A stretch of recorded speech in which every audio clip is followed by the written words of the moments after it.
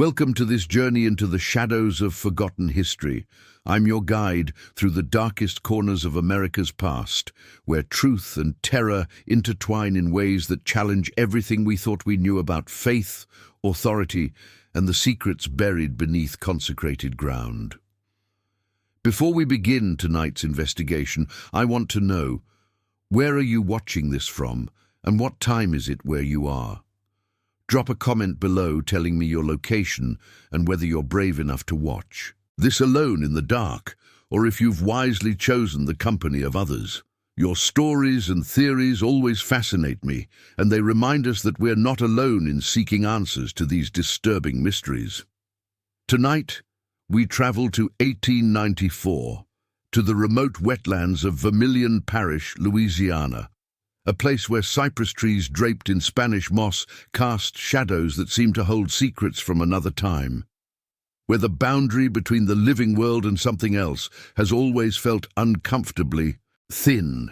Here, in this isolated corner of Catholic America, stood the Convent of St. Sisterhood, a place of supposed divine refuge that would become the center of one of the most disturbing mysteries in Louisiana's ecclesiastical history. The official church records are sparse, frustratingly incomplete. What we know comes from fragments, a handful of letters, parish registries with curious omissions, and most importantly, a hidden diary that wouldn't be discovered until decades after the events it describes. But what these fragments reveal is deeply unsettling. Between March and August of 1894, 5 young novices died within the walls of St. Mercy. 5 deaths in 5 months. The official cause listed in what few records survived: fever. A convenient explanation in an era when disease could sweep through communities without warning. But here's where the story takes its first dark turn. None of these deaths were properly reported to civil authorities. None of these young women received death certificates from the parish coroner, and all 5 were buried quietly in shallow graves in the convent's private cemetery, far from prying eyes. The convent housed 23 professed nuns and 8 novices under the iron rule of Mother Superior Constance Leblanc, a woman described in surviving correspondence as devout to the point of severity. She had led St. Mercy for 12 years, transforming it from a small mission house into a fully enclosed religious community, enclosed being the operative word. The sisters rarely left the property. Contact with the outside world was minimal, controlled entirely by Mother Constance. But someone inside those walls was paying attention. Someone was afraid. Her name was Jane Watson, 19 years old, a novice who had entered St. Mercy just 8 months before the deaths began. And Jane was keeping a diary, a forbidden act in itself, as Mother Constance believed that personal writings were a form of vanity, a distraction from complete devotion to God. What Jane documented in those secret pages, written by candlelight and hidden beneath the floorboards of her cell, would eventually force us to ask, what really happened at St. Mercy in 1894? Because here's the detail that transforms this from a sad historical footnote into something far more sinister. When the property was finally excavated in 1952, nearly 60 years later, investigators didn't find 5 bodies in that cemetery.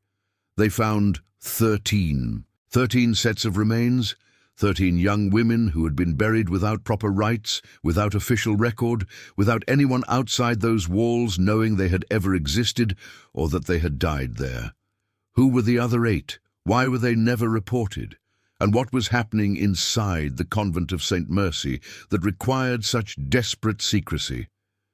The Catholic Diocese of Lafayette officially closed the investigation in 1954, citing insufficient evidence and the passage of time. The Church's own archives regarding St. Mercy mysteriously disappeared in 1897, just 3 years after the deaths. The building itself burned to the ground in 1899 under circumstances that were never fully explained. as if someone wanted to ensure that whatever secrets remained within those walls would be consumed by flame and forgotten by time. But some secrets refuse to stay buried. Some stories demand to be told, no matter how many decades pass, no matter how many documents are destroyed or hidden away.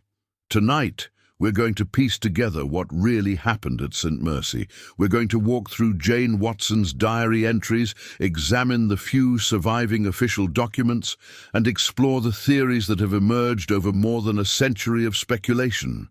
This is a story about faith corrupted, about young women silenced, and about the terrible things that can happen when institutions are allowed to operate beyond the reach of oversight or accountability. This is the forbidden file of St. Mercy's Sisterhood. And I warn you, once you know this story, you'll never forget it. To understand what happened at St. Mercy, we must first understand the world in which it existed. The Louisiana of 1894 was a place of stark contrasts and deep isolation. The American Civil War had ended just 29 years earlier, but its scars remained fresh, particularly in the rural South. Reconstruction had officially concluded in 1877, but economic recovery was slow and uneven. Vermilion Parish, located in the heart of Cajun country along the Gulf Coast, was predominantly Catholic in a largely Protestant nation, a religious minority that had maintained its French cultural identity with fierce determination. The Catholic Church held enormous power in these communities. In isolated areas like Vermilion Parish, where towns might be separated by miles of impassable swampland, the local church was often the only institution providing education, medical care, and social services. Priests and nuns weren't just spiritual authorities. They were community leaders, teachers, nurses, and often the only literate people for miles around. This granted them tremendous authority, but it also meant they operated with minimal oversight. A convent like St. Mercy, tucked away in the wetlands accessible only by a single muddy road that flooded regularly, might go months without a visit from diocesan officials. Mail was irregular. Communication with the outside world was difficult. In practical terms, Mother Constance Leblanc ruled her small domain with almost absolute power. The Convent of St. Mercy had been established in 1871 by the Sisters of Perpetual Mercy, an order focused on contemplative prayer and education for poor girls. The original building was a converted plantation house, its grand columns and wide galleries now housing prayer cells, a small chapel, classrooms, and dormitories. Behind the main structure sprawled the property, vegetable gardens tended by the Sisters, a small dairy barn, a well house, and at the far edge, separated from the living spaces by 100 yards of overgrown land, the private cemetery. That cemetery would become central to our story, but in 1894 it appeared unremarkable. A small, fenced plot beneath ancient cypress trees, with perhaps 24 graves marked by simple wooden crosses. The markers were hand-carved, weathered by Louisiana's humid climate. Names faded quickly in such conditions. Memory faded even faster. The 8 novices at St. Mercy in early 1894 were typical of young women entering religious life in that era. Most came from poor families, attracted by the promise of education, purpose and escape from lives of rural poverty or dangerous factory work. Some came with genuine religious vocations, others saw the convent as their best or only option for survival. Jane Watson had arrived at St. Mercy in July of 1893. Her background remains partially obscured. She mentioned in her diary that she had grown up in the northern parishes, suggesting she was likely from central or northern Louisiana. She had received some education, as evidenced by her clear, elegant handwriting. She was literate in both English and French, which was essential in a community where both languages were spoken daily. Jane's early diary entries, written in the first months after her arrival, paint a picture of typical convent life. rising before dawn for matins, the first prayer service of the day, working in silence in the gardens or laundry, attending multiple prayer services throughout the day, meals eaten in silence while one sister read aloud from religious texts, bedtime by 8 o'clock after compline, the final prayers of the evening. It sounds monotonous, perhaps, but Jane's early writings suggest contentment, even hope. She wrote about finding peace in the routine, about sisters who showed her kindness, about slowly learning the skills she would need as a professed nun. But she also noted details that in retrospect seem ominous. Mother Constance's special devotions that required certain sisters to spend entire nights in the chapel. The locked door in the basement of the main building that no novice was ever allowed to approach. The fact that all mail, incoming and outgoing, passed through Mother Constance's hands before being delivered or sent. The way conversations would stop abruptly when novices entered a room. And then there were the older sisters themselves. Of the 23 professed nuns, most had been at St. Mercy for years, some for over a decade. They rarely spoke to the novices beyond giving instructions. They moved through the convent like shadows, eyes downcast, faces expressionless. Jane wrote in September of 1893, "There is a sadness here that I cannot name. It lives in the silence between prayers, in the way the older sisters look at us novices with something like pity, or perhaps regret." The winter of 1893 to 1894 was harsh by Louisiana. Standards. Cold rains flooded the roads, cutting St. Mercy off from the outside world for weeks at a time. The isolation deepened. Jane noted that Father Rubidoux, the parish priest who typically visited monthly to say Mass and hear confessions, had not come since November. The sisters celebrated Christmas alone, without the sacrament, which was highly irregular for a Catholic community. It was during this period of isolation that Jane began to sense something was wrong. She wrote of sounds in the night, not from the natural world outside, but from within the convent itself. Footsteps in corridors where no one should be walking. Voices raised in argument, quickly hushed, and most disturbing, sounds coming from beneath the floor, from the basement where that locked door guarded its secrets. In February of 1894, one of the older nuns, Sister Marguerite, took ill. Jane was assigned to help care for her, bringing meals and assisting with basic needs. In her delirium, Sister Marguerite spoke in fragmented sentences that Jane recorded in her diary. "They don't tell them. The young ones don't know. God forgive us. The purification. Mother says it's necessary. But the screams, the screams." Sister Marguerite recovered, but she avoided Jane afterward, refusing to meet her eyes. Jane's diary entry from February 28, 1894, just days before the first novice would die, contains these chilling lines. "I'm afraid. I don't yet know of what, but fear has taken root in my heart. I watch. The other novices so innocent, so trusting, and I want to warn them, but I don't know what to warn them against.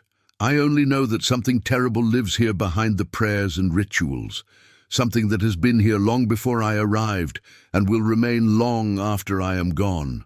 She was more correct than she could have known, because in 3 days, Sister Anne-Marie, a novice of just 16 years old, would be found dead in her cell, and with her death, the true horror of St. Mercy would begin to reveal itself.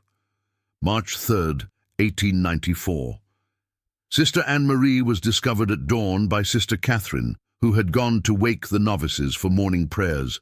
The young woman was lying in her narrow cot, perfectly still, eyes closed as if sleeping. But she wasn't sleeping. She was dead, her body already cold. Mother Constance was summoned immediately. According to Jane's diary, the Mother Superior entered the cell, examined the body briefly, and issued swift instructions. Sister Anne-Marie had died. Of fever. Her body would be prepared for burial, The funeral would be held that afternoon. No outside authorities would be notified, as was the practice within enclosed religious communities handling their own dead. Jane was troubled by the speed of it all.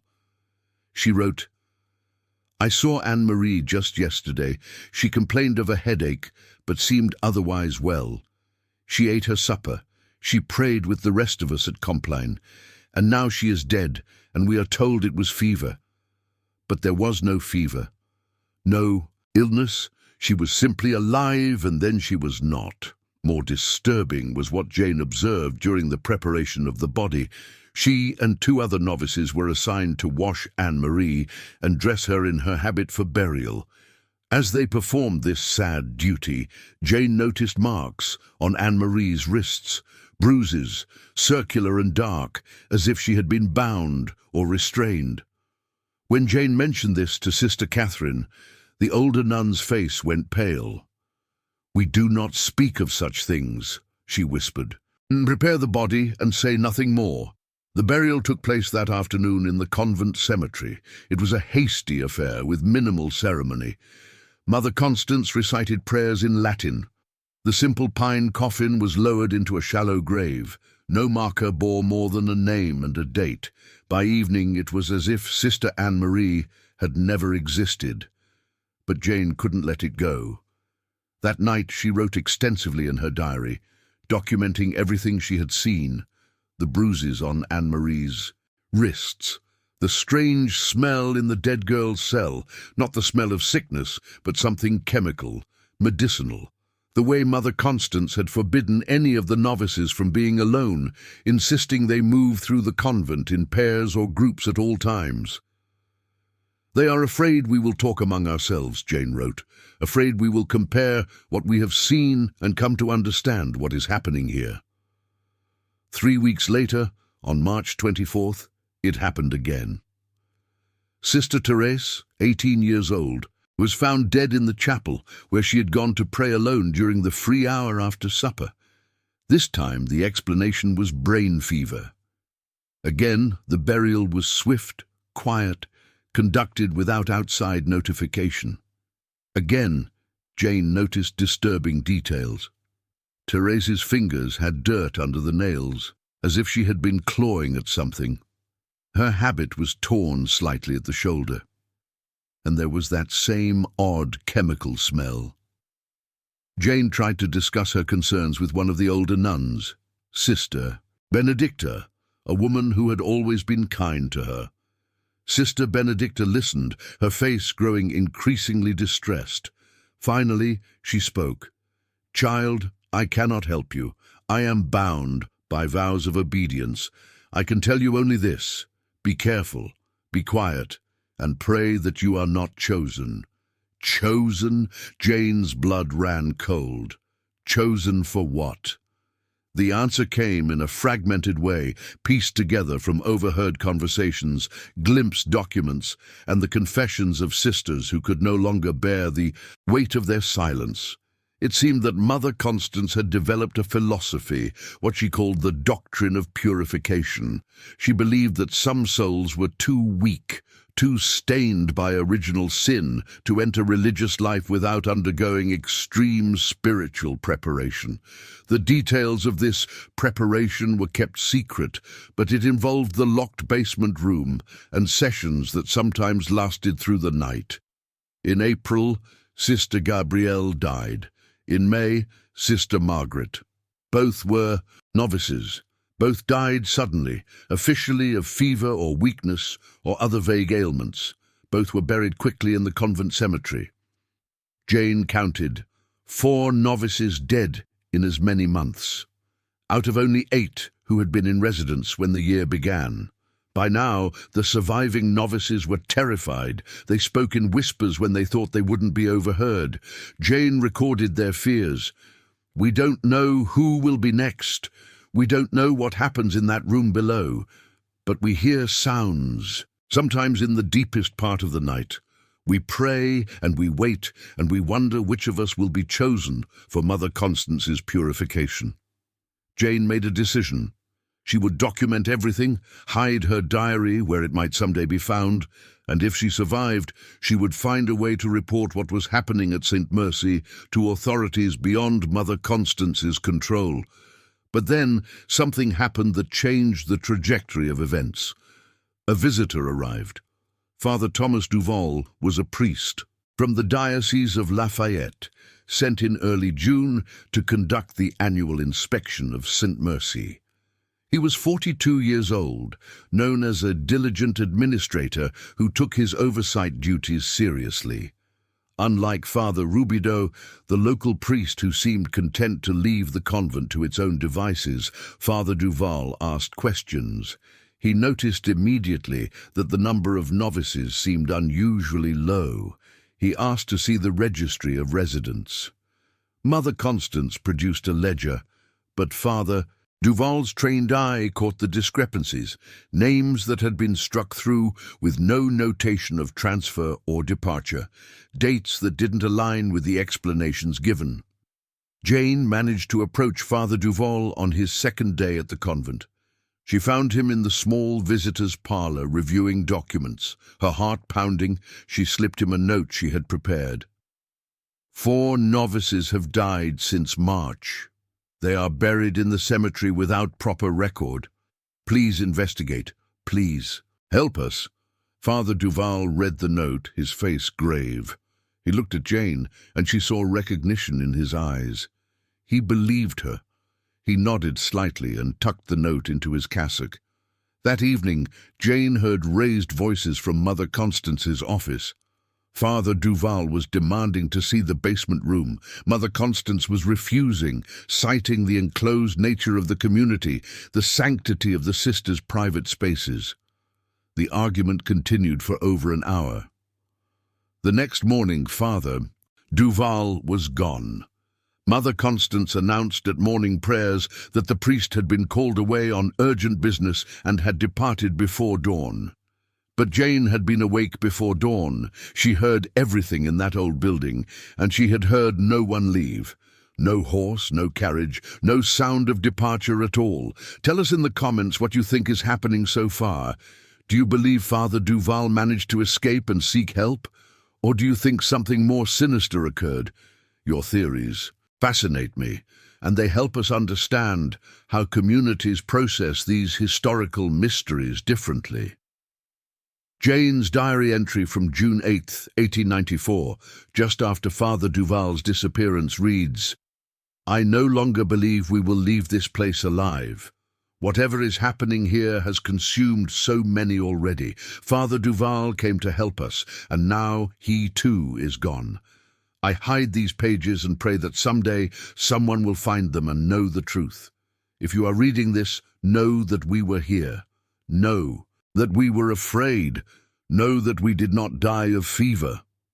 In July, Sister Catherine, the kindest of the older nuns, died. But Catherine was not a novice. She was a professed sister of 30 years standing. And still, the official explanation was fever. The pattern was breaking down, expanding beyond just the youngest members of the community. By August, only Jane and one other novice remained alive. Sister Marie-Louise, 17 years old, who had stopped speaking entirely, her mind having retreated into some protected place beyond the reach of terror. And then came the night that Jane described in her final diary entry, the night when she discovered what lay behind the locked door in the basement and why so many had died within the walls of St. Mercy. August 17, 1894.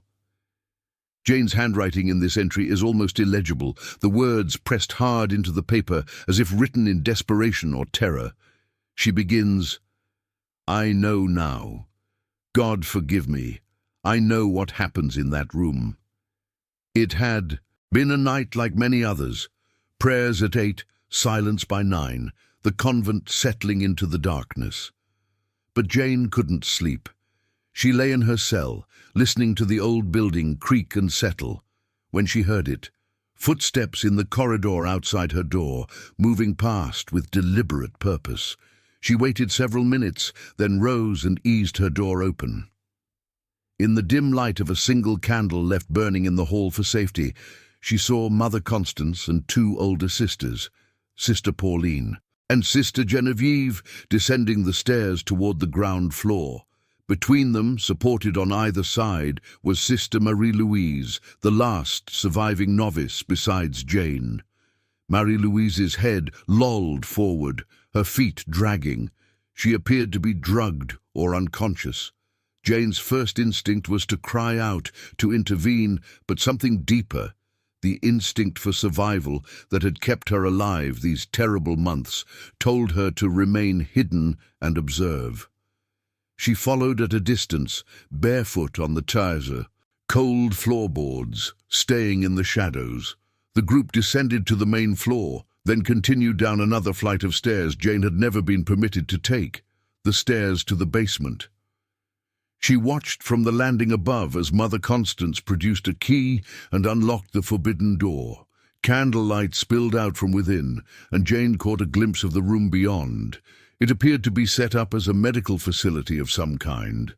There was a table, restraints hanging from its sides, shelves lined with bottles and jars, medical instruments gleaming in the candlelight, and in the corner, partially obscured by shadow, she saw what looked like another door, this one appearing to lead further down, perhaps to a sub-basement or cellar. Mother Constance's voice drifted up the stairs. "Bring her to the table. The treatment must begin immediately. This one shows signs of hysteria and melancholia. The purification will cleanse her of these feminine weaknesses." Treatment. Purification. The words Mother Constance had used before, but now Jane understood they meant something clinical, medical. This wasn't spiritual ritual. This was something else entirely. Jane watched as they secured Marie-Louise to the table with leather straps. The young woman was beginning to stir, moaning softly. One of the sisters, Sister Genevieve, seemed reluctant, her hands shaking as she helped with the restraints. Mother Constance moved to the shelves and selected several bottles. Jane could hear her speaking, though she couldn't make out all the words, something about modern medical science and the weakness of the female mind, and conditions that require extreme intervention. What Jane witnessed next would haunt her forever. Mother Constance prepared some kind of solution, measuring liquids from different bottles into a glass beaker. The smell that wafted up the stairs was acrid, chemical, the same smell Jane had detected in the cells where the other novices had died. Marie-Louise was now fully awake, her eyes wide with terror. She tried to scream, but Sister Pauline placed a cloth over her mouth, muffling the sound. Mother Constance approached with the beaker and began to force the liquid down Marie-Louise's throat. Jane had seen enough. Her heart hammering, she retreated back to her cell, where she immediately began writing everything she had witnessed. But she knew she had to do more than document. She had to escape. She had to survive long enough to tell someone outside these walls what was happening at St. Mercy. The next morning, Sister Marie-Louise did not appear at morning prayers. By midday, the announcement came: Sister Marie-Louise had passed away during the night, the victim of a sudden and severe fever. She would be buried that afternoon. Jane was now the only novice left alive. To understand what Mother Constance was doing in that basement room, we must understand the medical practices of the 1890s, particularly regarding women's mental and physical health. This was an era when female hysteria was considered a serious medical condition, when women who showed signs of independence, melancholia, or nonconformity might be subjected to horrifying treatments in the name of cure. Asylums and private medical facilities across America practiced techniques that today we would recognize as torture. Ice baths, extended isolation, force feeding, the administration of drugs like laudanum, chloral hydrate, and other sedatives in dangerous doses, Women's bodies were viewed as inherently weak, their minds susceptible to disorders that required masculine medical authority to correct. But what makes St. Mercy particularly disturbing is that these practices were being conducted within a religious institution, cloaked in the language of spiritual purification. Mother Constance appears to have believed, or at least claimed to believe, that she was helping these young women, preparing them for religious life by curing them of their feminine weaknesses. Research into Mother Constance Leblanc's background reveals some troubling details. Before becoming a nun, she had worked for several years at the Louisiana State Insane Asylum in Jackson, an institution with a notorious reputation even by the standards of that era. Records indicate she was employed there from 1866 to 1871 as an attendant, where she would have witnessed and possibly participated in experimental treatments for mental illness.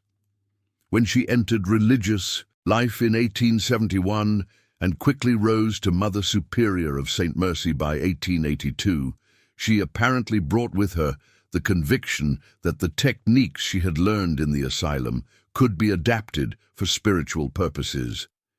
In her twisted theology, the suffering of the body could purify the soul, and extreme measures were justified if they brought a young woman closer to God. A letter discovered in 2003 in a private collection sheds additional light. Written by Mother Constance to a priest in New Orleans in 1893, it discusses her methods of spiritual preparation for novices. She writes, "The modern girl comes to us tainted by the world, filled with romantic notions and unsuitable emotions.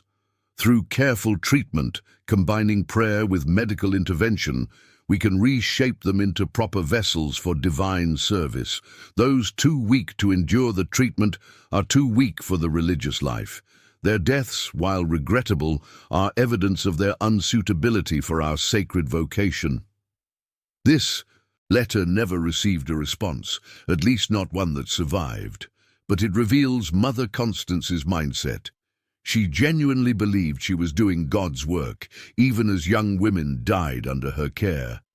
The chemicals Jane smelled, likely chloral hydrate or some other powerful sedative, possibly combined with other substances, could easily prove fatal, especially in the doses Mother Constance appears to have been administering. Chloral hydrate overdose causes respiratory depression, cardiac arrhythmia, and death. In an era before precise measurement and understanding of proper dosing, it would have been dangerously easy to miscalculate. But there's another possibility, one that makes this story even darker. Some historians have theorized that Mother Constance wasn't simply miscalculating doses. She was deliberately administering fatal amounts to novices she deemed unsuitable for religious life. In her warped logic, it was better for them to die than to fail in their vocation, better to be buried in consecrated ground than to return to the sinful world outside. This theory is supported by a detail Jane recorded. She noticed that Mother Constance kept meticulous notes during her treatments, recording doses and effects with scientific precision. These were not accidents. They were experiments, observations, a systematic process. And what of Father Duval, the priest who disappeared after demanding access to the basement? Jane's diary suggests, though she never states it, explicitly that he too may have ended up on that table, may have been deemed a threat that required elimination. His body was never found. Jane knew she had very little time. Mother Constance would need to dispose of evidence before any more outside visitors arrived, and the most damaging evidence was Jane herself, a witness to multiple deaths, to the locked basement room, to everything that had transpired over those terrible months. On August 19, 1894, Jane made her decision. She would escape. That night, taking her diary with her. But first, she needed proof beyond her written words. She needed something concrete that authorities would have to believe. That afternoon, during the free hour after the midday meal, Jane volunteered to work in the vegetable garden. a task that would take her near the cemetery. She was assigned to work with Sister Benedicta, the older nun who had warned her months earlier to be careful and pray you are not chosen. As they worked among the tomato plants, Jane whispered, "I'm leaving tonight. I'm going to the authorities in Lafayette. Will you help me?" Sister Benedicta was silent for a long moment, her weathered hands continuing to pull weeds. Finally she whispered back, "I cannot leave with you. I am old, and my vows bind me even to this terrible place. But I can give you something." She glanced around to ensure they weren't observed, then pressed something into Jane's hand. A small key. "The cemetery gate. It's kept locked, but this will open. It go through the cemetery into the woods beyond. Follow the creek east. It will lead you eventually to the main road." "Come with me," Jane urged. Sister Benedicta shook her head. "I am dying anyway. The cough has been with me for months. But you are young. You must survive. You must tell them." She paused, then added in a voice barely audible, "In the cemetery, look at the graves carefully. Some of the markers have been moved, replaced. There are more buried there than anyone knows. Some were never even novices. Some were girls from outside who came here for treatment and never left." Jane felt ice in her veins. "How many?" "I don't know. More than a dozen, I think, maybe more. It has been happening since before I arrived, though it has grown worse under Mother Constance. The previous Mother Superior did it too, though not as frequently. It is a disease that has infected this place for decades." That night, Jane waited until the convent had settled into sleep. She had packed. Nothing except her diary and the clothes she wore. Possessions meant nothing now. Only survival mattered. She crept down the stairs, through the darkened corridors, and out through the kitchen door that was left unbolted for the sister who tended to the animals at dawn. The Louisiana night was thick with humidity, alive with the sounds of insects and frogs from the nearby wetlands. Using Sister Benedicta's key, she unlocked the cemetery gate and slipped inside. By moonlight she examined the graves. Sister Benedicta had been right. Some of the markers looked newer than others, though all were supposed to be from the past few months. And there were indeed more graves than the 5 novices who had officially died. Jane counted 13 markers, though she suspected even that number might not represent the full extent of the horror. She wanted to stay longer, to document more. But she heard sounds from the convent. Someone was awake, moving. Perhaps her absence had been discovered. She fled into the woods beyond the cemetery, crashing through undergrowth, guided only by moonlight filtering through the cypress trees. Behind her she heard voices raised in alarm. Lights appeared in the convent windows. But Jane ran, following the creek as Sister Benedicta had instructed, running toward dawn and safety and the desperate hope that someone outside would believe her story. Jane's escape that night succeeded, though barely. She reached the main road by dawn, where a farmer taking produce to market found her collapsed by the roadside, exhausted, dehydrated, her feet bloodied from running through the woods in thin shoes. The farmer took her to the parish sheriff in Abbeville, the closest town with real law enforcement. There, Jane told her story. She showed them her diary. She begged them to investigate the Convent of St. Mercy before more evidence could be destroyed. The sheriff was skeptical. Accusations against the Catholic Church were serious matters, especially in a predominantly Catholic community. But Jane's diary was compelling, and the number of deaths she described was alarming enough to warrant at least a preliminary investigation. On August 22, 1894, the sheriff, accompanied by a deputy and a local doctor, arrived at St. Mercy. Mother Constance received them cordially, expressed shock and concern at Jane's wild accusations, and explained that Jane had been suffering from hysteria and delusions, which was precisely why they had been providing her with medical care. The sheriff asked to see the basement room. Mother Constance agreed immediately. Too immediately, Jane would later say. When the sheriff and his party descended to the basement and she unlocked the door, they found a room that looked like a simple storage area. Shelves with preserves and dry goods, a few old pieces of furniture, no medical equipment, no table with restraints, no bottles of chemicals. Everything had been removed and hidden or destroyed in the 3 days since Jane's escape. The sheriff examined the room carefully, even checking for hidden panels or doors, but found nothing suspicious. Mother Constance explained that yes, there had been some medical supplies kept here, basic items for treating minor ailments, as the convent was far from town. But there was nothing sinister, nothing remotely resembling what Jane had described. They moved on to the cemetery. Here, at least, physical evidence remained that couldn't be so easily erased. The sheriff counted. The graves. 13, just as Jane had said. But Mother Constance had an explanation ready. These were sisters and novices who had died over the past 15 years, not just the recent months. Some markers had been replaced when the original wooden crosses rotted in Louisiana's humid climate. The registry she provided showed deaths spread out over more than a decade, a plausible rate for a community of this size. The doctor examined the graves themselves, but found no obvious signs of tampering. Exhumation would require ecclesiastical approval from the diocese, a lengthy and controversial process. The sheriff hesitated.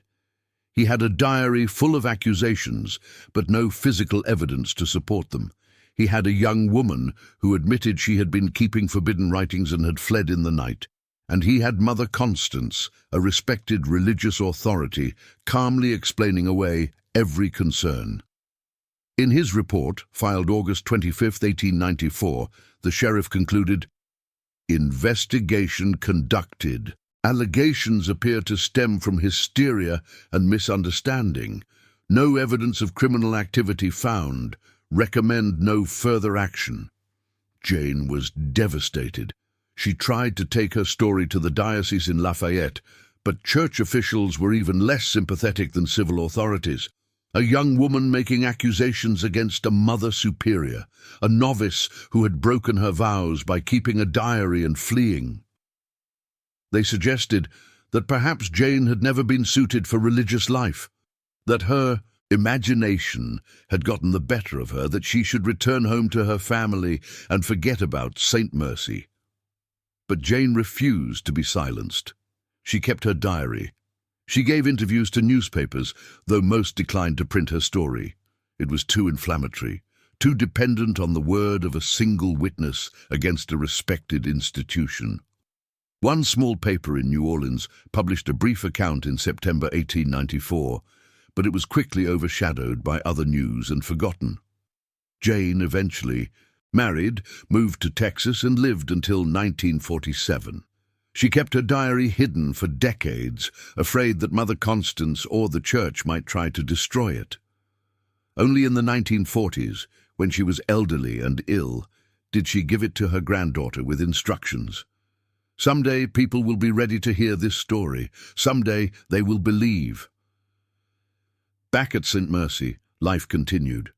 No more novices died, at least none that were officially recorded. Mother Constance remained in charge until her death in 1896. The convent continued operating until the mysterious fire of 1899 that destroyed the main building. But before that fire, something else happened. Something that would eventually prove Jane Watson had been telling the truth all along. In November 1894, just 3 months after the sheriff's investigation, Sister Benedicta, the older nun who had helped Jane escape, died. Her death was attributed to pneumonia, a complication of the persistent cough Jane had mentioned. But Sister Benedicta left something behind, a letter hidden in the lining of her prayer book, to be found only after her death. The letter was discovered by a young postulant who had arrived at St. Mercy after Jane's escape. This young woman, frightened by what she read, smuggled the letter out during a visit from her family and gave it to her father, who took it to the diocese. Sister Benedicta's letter corroborated everything Jane had written. She provided additional details, names of girls who had died in the years. Before Jane arrived, descriptions of the treatments Mother Constance administered, confirmation that Father Duval had not left St. Mercy voluntarily but had been drugged, and Sister Benedicta believed killed. She wrote, "His body is in the cemetery, in an unmarked grave beyond the fence, in the unconsecrated ground where they bury those they cannot acknowledge. I helped dig it. God forgive me, I helped them hide what they had done because I was afraid. I have been a coward, and my cowardice has cost innocent lives." This letter should have prompted immediate action. Instead, it disappeared into the diocesan archives. The bishop at the time, Bishop Moreau, made a quiet visit to St. Mercy in December 1894. What he found, or what was discussed during that visit, was never recorded. But when he returned to Lafayette, he issued an order. St. Mercy would accept no new novices until further notice. The convent would be re-evaluated for its mission and purpose. It was too little, too late. And even this mild response would prove meaningless when the archives themselves disappeared 3 years later, taking Sister Benedicta's letter and whatever other evidence they contained into oblivion. The Convent of St. Mercy burned on the night of March 15th, 1899. The fire started in the basement, the same basement where Mother Constance had conducted her treatments, and spread rapidly through the old wooden structure. Of the 18 sisters still in residence, 12 escaped. 6 died in the pays. Flames trapped in upper rooms by smoke and fire. The official investigation ruled it an accidental fire, possibly caused by a knocked-over candle or a faulty oil lamp. But there were whispers. Some said it was divine judgment. Others suggested that someone, perhaps one of the surviving sisters who could no longer bear the weight of what they knew, had deliberately set the fire to destroy what remained of St. Mercy's dark secrets. Whatever the truth, the ruins were never rebuilt. The property was sold to a local family in 1902 who used it for farming.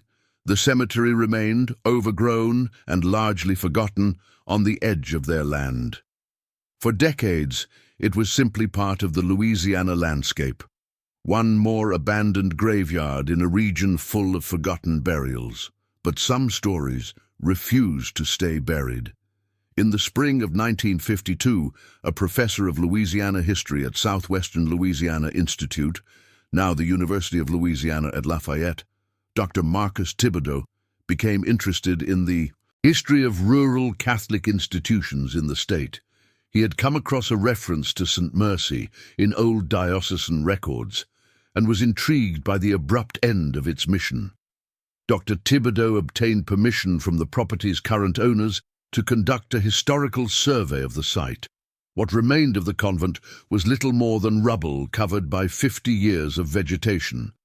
But the cemetery was still identifiable by its iron fence, now rusted and partially collapsed. With the assistance of 2 graduate students, and after obtaining proper permits, Dr. Thibodeau began a careful excavation of the cemetery. His initial goal was simply to document the graves, to record the names, and create a historical record of who had lived and died at St. Mercy. What he found shocked him. The official record suggested 5 to 7 graves at most from the 1890s, but as they carefully excavated and mapped the cemetery, they discovered 13 separate burial sites from that period. And beyond the cemetery's fence, in what should have been unconsecrated ground, they found 2 more graves. Unmarked, hasty burials that showed signs of having been dug in secret. One of these graves contained the remains of a man, identified by remnants of clerical clothing as almost certainly a priest. The other contained a young woman, buried without any preparation or ceremony, wrapped only in what appeared to be a rough blanket. Dr. Thibodeau immediately contacted the diocese and the county coroner. A full forensic examination was conducted, primitive by modern standards, but thorough for 1952. The findings were disturbing. Several of the female remains showed signs of trauma, fractures to the wrists, consistent with restraint. In 3 cases, evidence of chemical exposure, particularly to the bones and teeth. The male remains, presumably Father Thomas Duval, showed signs of violence, a fractured skull, suggesting he had been struck from behind. The coroner's report, filed in May 1952, concluded that evidence suggests multiple deaths occurred under suspicious circumstances at the former Convent of St. Mercy in the 1890s. Cause of death in most cases cannot be definitively determined due to deterioration of remains, but findings are consistent with accounts of improper medical treatment and possible poisoning. One adult male victim appears to have died of blunt force trauma to the head. The diocese launched an internal investigation. They attempted to locate records from the 1890s, but discovered that the archives had been purged. Whether deliberately or through negligent storage, no one could say. The only substantial documentation that survived was Jane Watson's diary, which her granddaughter, now living in Dallas, brought forward when she heard about the excavation. Newspapers across Louisiana covered the story. Headlines screamed, "House of Horror, Convent's Dark Past Revealed, and 13 Graves, the Secret Deaths of St. Mercy." Jane Watson's account, dismissed as hysteria in 1894, was now vindicated by physical evidence. She'd been telling the truth all along. The Catholic Church issued a formal apology in June 1952, acknowledging that grave wrongs were committed at St. Mercy Convent and that proper oversight was not maintained, resulting in the tragic deaths of multiple young women and at least 1 priest. But the Church also noted that all individuals directly responsible had been dead for over 50 years, and that the institutional failures of the 1890s had since been corrected through improved diocesan supervision. For Jane Watson, then 97 years old and in failing health, the vindication came too late to bring real satisfaction. She died in November 1952, just months after the world finally believed her story. Her granddaughter reported that in her final days, Jane spoke often of the other novices, wondering if she could have done more to save them. In 1978, a graduate student in anthropology at Louisiana State University, Patricia Moreau, was conducting oral history interviews with elderly residents of Vermilion Parish for her thesis on folk memory and historical trauma. She interviewed Céline Boudreau, then 91 years old, who had grown up on a farm adjacent to the former St. Mercy property. The interview, preserved on tape at LSU's archives, contains a remarkable account. Céline described growing up in the 1890s and early 1900s, when St. Mercy was still standing and operating. She recalled that local children were told never to go near the convent, that it was a place where bad things happened to young girls. Most significantly, Céline described something she had witnessed as a child in late 1894 or early 1895. She couldn't remember the exact date. She had been playing in the woods near her family's property when she saw 2 nuns and an older woman she assumed was the Mother Superior digging in the ground beyond the cemetery fence. She watched from hiding as they buried something wrapped in cloth. Even as a child, she knew this was something she shouldn't have seen. "They were crying," Céline recalled in the 1978 interview. "The 2 young nuns, they were crying while they dug. But the old woman, the one in charge, she just stood there watching, not showing any feeling at all, like she had done it before, like it meant nothing to her." Céline had never told anyone about this, she explained, because her parents had strictly forbidden her to talk about the convent or the sisters. was understood in the community that you didn't speak of St. Mercy. The Church had power, and families who spoke against it might find themselves ostracized or worse. This interview provides additional confirmation of Jane Watson's account and Sister Benedicta's letter, evidence that secret burials were occurring at St. Mercy, that the sisters themselves were disturbed by what they were forced to participate in, and that the local community had some awareness that something terrible was happening, but remained silent out of fear or respect for religious authority. The final piece of evidence emerged in 2003 when a private collector of Louisiana historical documents purchased a box of mixed papers at an estate sale in New Orleans. Among them was a letter dated February 1897, written by a priest named Father Antoine Marchand to Bishop Moreau. The letter is cautious in its wording but clearly references St. Mercy. Your Excellency, regarding your inquiry about the Northern Convent matter, I must advise that the situation is more grave than initially reported. The death of the former superior has not ended the concerns. I have spoken with 3 of the remaining sisters, and their accounts are deeply troubling. They speak of systematic abuse, of medical experimentation without consent, of deaths deliberately caused. I recommend immediate closure of the institution and full investigation. However, I recognize the scandal this would cause to the Church and defer to your wisdom in this matter. Bishop Moreau's response, if there ever was one, has not survived. But the letter demonstrates that diocesan authorities knew as early as 1897 that serious crimes had occurred at St. Mercy. They knew, and they chose to handle it quietly, so quietly that the truth remained buried for over 50 years. The ruins of St. Mercy Convent remain on that land in Vermilion Parish. The property is private now, posted with no trespassing signs, though local teenagers occasionally venture there on dares.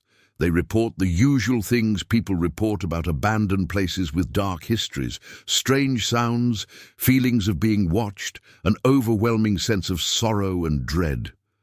The cemetery was consecrated and properly maintained after the 1952 investigation. A memorial marker was placed there in 1955 reading, "In memory of the young women who died at St. Mercy Convent, 1871-1899. May they find in death the peace they were denied in life." But despite decades of investigation, documentation, and analysis, fundamental questions remain unanswered. What really happened in that basement room? How many young women died there over the years? Was Mother Constance Leblanc a true believer in her twisted theology of purification through suffering, or was she something darker, a sadist who used religious authority to torture and kill? And what of the other sisters, the ones who stayed silent, who participated in the burials, who knew what was happening but did nothing to stop it? Were they victims too, trapped by vows of obedience and genuine fear? Or were they complicit in evil, choosing institutional loyalty over moral duty? The evidence allows for multiple interpretations, and scholars remain divided. Theory 1. Medical experimentation. Some historians argue that Mother Constance genuinely believed she was conducting legitimate medical treatments based on the pseudoscience of her era. Her time at the asylum in Jackson had exposed her to experimental treatments for female hysteria and mental illness. She may have believed she was helping these young women, curing them of disorders that would prevent them from fulfilling their religious vocations. The deaths were tragic accidents, the result of ignorance rather than malice.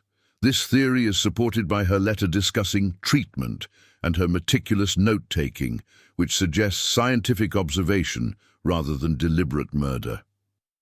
Theory 2.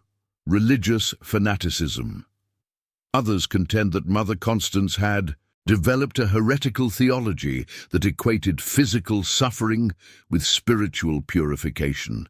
She believed that young women who couldn't survive her treatments were too weak in soul to serve God.